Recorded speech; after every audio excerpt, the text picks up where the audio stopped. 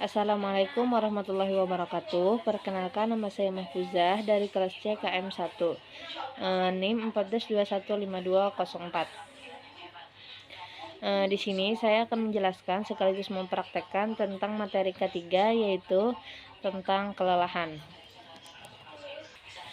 Kelelahan adalah aneka keadaan yang disertai penurunan efisiensi dalam bekerja, meliputi segenap kelelahan tanpa pandang sebabnya, seperti kelelahan yang bersumber utamanya mata, kelelahan fisik umum, kelelahan mental, kelelahan syaraf, kelelahan oleh lingkungan yang menonton, kelelahan oleh lingkungan kronis terus-menerus sebagai pengaruh aneka faktor secara menetap.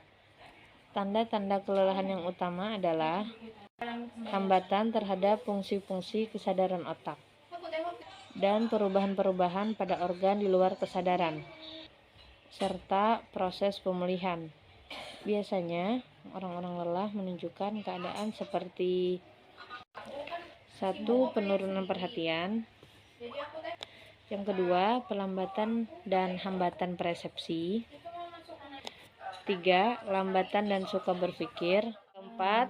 Penurunan kemauan dan dorongan untuk bekerja. Kurangnya efisiensi dan kegiatan-kegiatan fisik dan mental.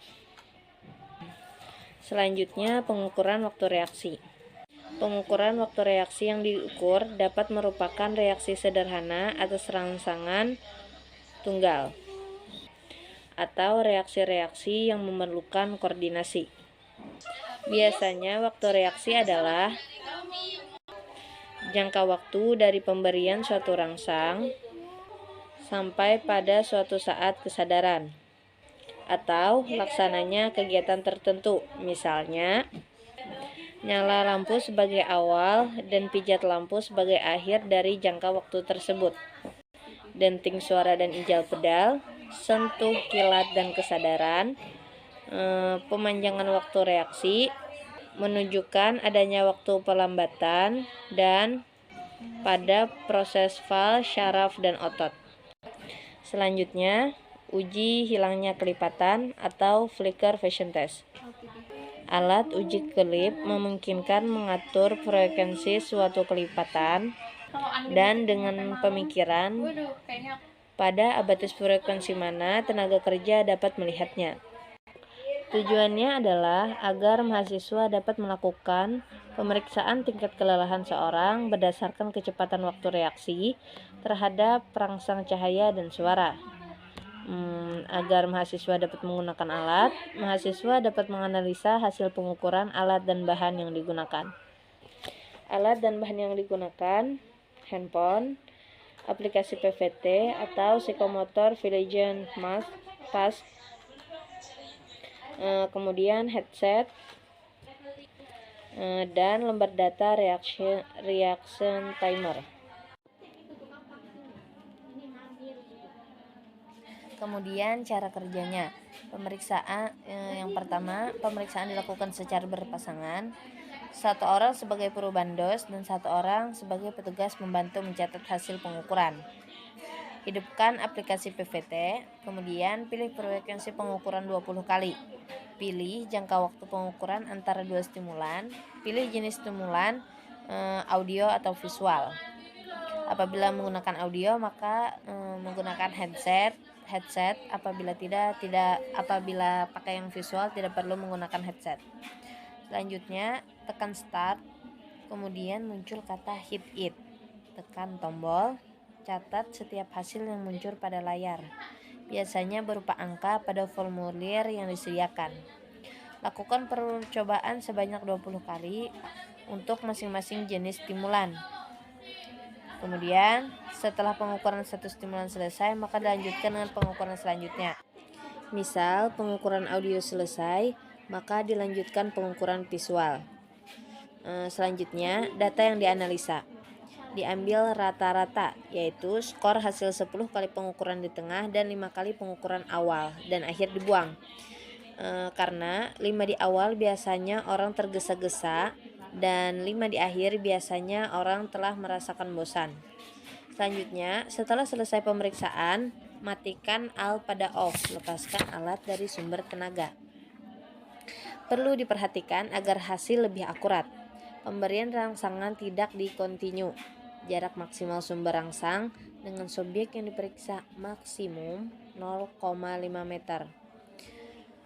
Konsentrasi subjek hanya pada sumber rangsangan atau tidak boleh melihat alat maupun pemeriksa. Dan yang terakhir, waktu reaksi yang digunakan dapat keduanya atau hanya salah satu, suara atau cahaya saja. Hasil nilai kelelahan. Apabila waktu reaksinya 150,0 sampai 240,0 mili per detik, maka hasilnya adalah normal. Apabila waktu reaksinya 240,0 sampai 410,0 mili detik, maka kelelahannya digolongkan kelelahan kerja ringan atau bisa disebut dengan KKR.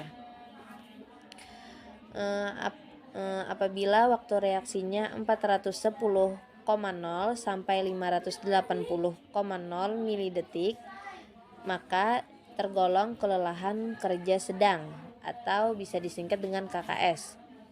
Apabila melebihi dari 580,0 mili detik waktu reaksinya, maka digolongkan kelelahan kerja berat. Selanjutnya kita mulai saja prakteknya. Terlebih dahulu kita buka dulu websitenya. Maka muncullah tampilan seperti itu yang disebut dengan lembar data reaction timer. Kemudian kita pencet di startnya dan muncul angka seperti itu. Kita tunggu 5 detik atau sampai lampunya berubah. Kemudian nanti hasil akhirnya kita tunggu sampai hasil akhirnya, lakukan berturut-turut seperti itu. Maka hasil akhir dari punyaku adalah 1,599,6. Karena hasil dari website tadi detik, maka akan kita konversi ke milidetik. Jadi kita kalikan ke 1000, maka hasilnya adalah 1599,6. Maka digolongkan kelelahan berat karena melebihi dari 580 mili detik. Sekian praktek dari saya, semoga bermanfaat. Wassalamualaikum warahmatullahi wabarakatuh.